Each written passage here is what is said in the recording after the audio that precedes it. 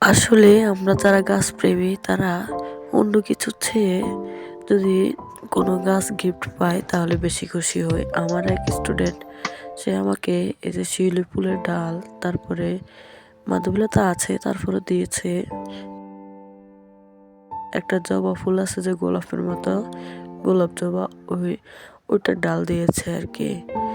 তারপরে দিল একটা, এটা কি নাম আমি শিওর জানি না, তবে ভালোই লাগছে, পাথরকুচি পাতার মতো অনেকটা। এরপরে দিয়েছে টগরের, বড় টগর যে ডালটা আছে না, ওই ডালটা।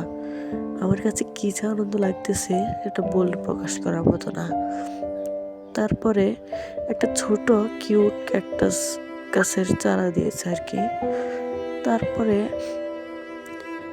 খয়েরি গাঁদা ফুলের একটা চারা।